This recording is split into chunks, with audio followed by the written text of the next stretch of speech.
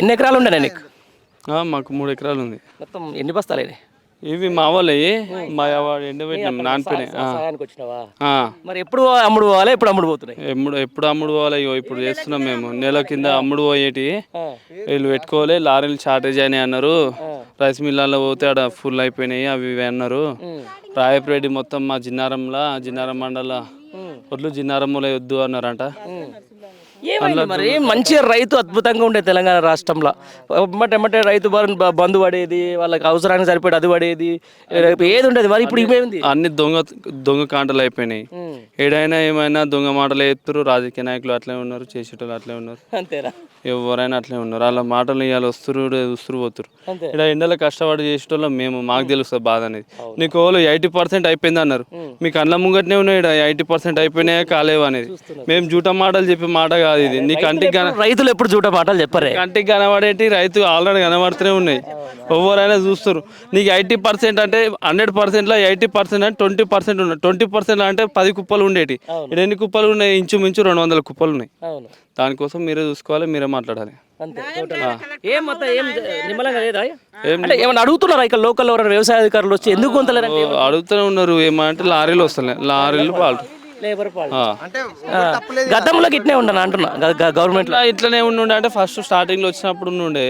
ఇప్పుడైతే 2 సంవత్సరాలు ఎటువంటి ఇబ్బంది లేకుండా నడిచినాయి. మళ్ళీ ఇప్పుడు స్టార్ట్ అయినాయి. ఎందుకు మరి ఇట్లా రైతుల మీద ఎందుకు ఇంత కోపం వీళ్ళకి? అసలు అర్థం కాలేదు. రైస్ మిల్ ప్రాబ్లమా, రేవంత్ రెడ్డి ప్రాబ్లమా, ఎమ్మెల్యేల ప్రాబ్లమా, ఎంపీల ప్రాబ్లమా, లేకపోతే ఈడ చేసే లీడర్ల ప్రాబ్లమా? మనకి ఎటువంటి సంబంధం మనకి ఇంకా తెలుస్తలే. మేము చేసే పని మేము చేస్తున్నాం. ఎండ పోస్తున్నాం. మ్యాచర్ అంటారు, 14 అంటారు, 13 అంటారు. మ్యాచర్ వచ్చినాక కూడా అన్ని కుప్పలు మ్యాచర్ వచ్చిన కుప్పలే అవి. ఇదివరకు కాంట కాలేదు. ఇటువంటి వర్షాలు రాత్రి వచ్చినాయి. ఆ వర్షానికి ఉన్న వడ్లని ధాన్యం అంతా నానిపోయింది. మళ్ళీ నానిపోయిన వడ్లు మళ్ళీ ఇప్పుడు ఎండ పోయేసి ఏం చేయాలి? మళ్ళీ ఎండ పోసి అలకేయాలి. ఇట్లా రావాలి మ్యాచర్కి వచ్చేదాకా. మేము మళ్ళీ మళ్ళీ కూలోళ్ళని పిలవాలి. మళ్ళీ వాళ్ళకి 800 వేయాలి. మళ్ళీ మేమే వేయాలి. ఒకవేళ కూలోళ్ళు రాని పరిస్థితులు ఉంటే మేమే కష్టం చేయాలి, మేమే వేయాలి. ఎటువంటి మొత్తం నష్టం మాకే. రైతే నష్టం. ఇక్కడ పోయినా రైతే నష్టం. రైతు రాజు అంటారు కానీ ఏడ రాజు లేడు. ఈడ మొత్తం దున్నపోతలో పని చేయాలి. ఏం లాస్ట్కి వస్తే రూపాయి మిగిలేదు. రైతుల పరిస్థితి చూస్తే చాలా బాధ అనిపిస్తుంది నిజంగా. వాళ్ళ పడే కష్టము, వాళ్ళ పడే ఎండకు, ఎర్రటెండకు వాళ్ళకు తిండి రావాలంటే కూడా ఎక్కడ అడుగుదాము అక్క. సరే ఒక్క నిమిషం. ఏదైనా బాధ ఉంటుంది మీకు. మీ బాధ ఎందుకంటే ఇంత ఎండలో కూడా మీరు కష్టపడతా ఉన్నారు. మీ ఎన్ని ఎకరాలు ఉంది అక్క? మీకు ఎన్ని ఎకరాలు ఉంది? మేము పట్టుకొని చేస్తున్నాము. మా సొంతది ఎకరా పట్టుకొని చేస్తున్నాం, కౌలుకు చేస్తున్నాము. ఈడికి 15 రోజులు 20 రోజులు అవుతుంది. 20 రోజులా? అంటే 20 రోజులు నువ్వే కాపాడుకోవాలా దాన్ని మొత్తం? ఇంకెవరు కాపాడతారు? వీళ్ళు కాపాడతారా? కాంట పెట్టి వాళ్ళకి చేతికి వాళ్ళకి ఇచ్చినప్పుడు వాళ్ళ బాధ్యత, వాళ్ళ బాధ్యత. కాంట పెట్టేదాకా మాదే. మేమే రాత్రి బాగలు తెల్లందాకా ఉరిమినప్పుడు రావాలి, వాన కొట్టినప్పుడు రావాలి, వచ్చి చూసుకోవాలి. రాత్రి తెల్లందాకా నిద్రలే లేవు. వీడికి ఉరికి రావాలి. వర్షం కూడా గట్టిగా పడ్డట్టుంది కదా?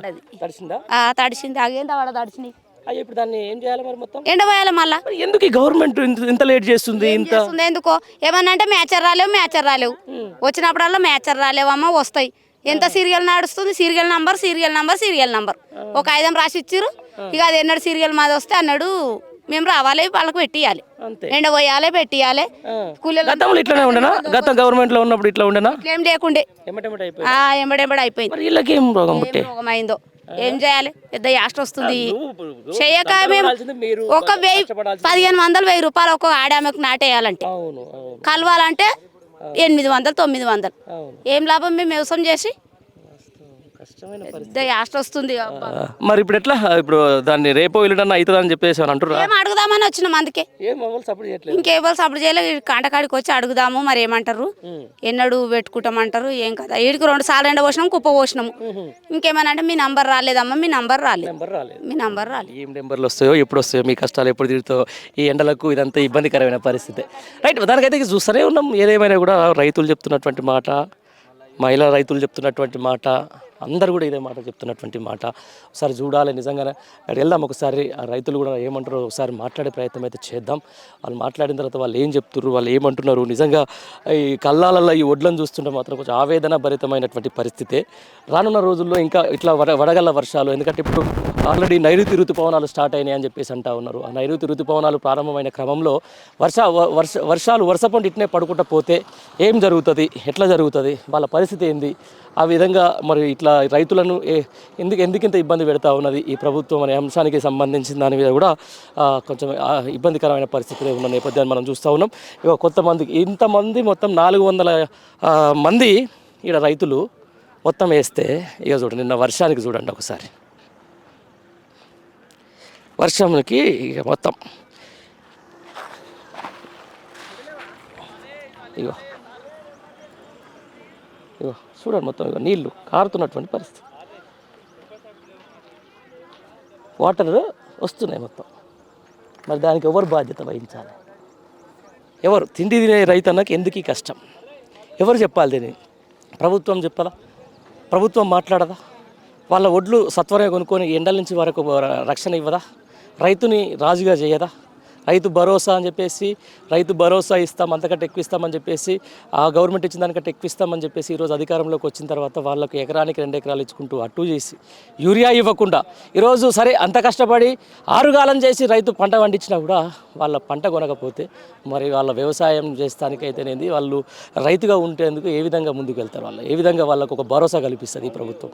ఏ విధంగా భరోసా వస్తుంది ఈ ప్రభుత్వానికి అనే అంశానికి సంబంధించిన దాని మీద మరి చూడాలి. దానికైతే ఇక్కడ ఇది పరిస్థితి. జిన్నారం దగ్గర ఉన్నటువంటి తాజాగా ఇప్పుడు ఏదైతే వడ్ల కల్లాల దగ్గర ఉన్నటువంటి మీ పరిస్థితి మీకు కూలంకషంగా రైతుల ద్వారానే మీరు విన్నారు. చూడండి, ఏదేమైనా కూడా మరొకసారి ఎండ్ ఆఫ్ ద డే చెప్పబోతున్నాం, ఎద్దేడ్చిన వ్యవసాయం, రైతు ఏడ్చిన రాజ్యం ఎట్టి పరిస్థితుల్లోనూ కూడా బాగుపడదు. ఆ బాగుపడే క్రమాన్ని ఈరోజు ఈ ప్రభుత్వం వీళ్ళ కష్టాన్ని, వీళ్ళ యొక్క అంటే పంట పండించినప్పుడు వాళ్ళ కష్టమే ఉంటుంది, పంటని కాపాడుకోవడానికి, వడగళ్ళ వర్షం నుంచి కాపాడుకోవడానికి కూడా వాళ్ళు ఇంత తంటాలు పడాల్సిన అవసరం ఉంటుందా? ఆ పండిన పంటను కూడా సత్వరంగా తొందరగా కొనేసి ఎట్లాంటి తరుగు లేకుండా రైతుని వారికి యొక్క ఆర్థిక భరోసాను కల్పించేలా, వాళ్ళకు తొందరలో బిల్లులు కూడా వచ్చేలా చేయాలని చెప్పేసి మనం కూడా కోరుకుందాం.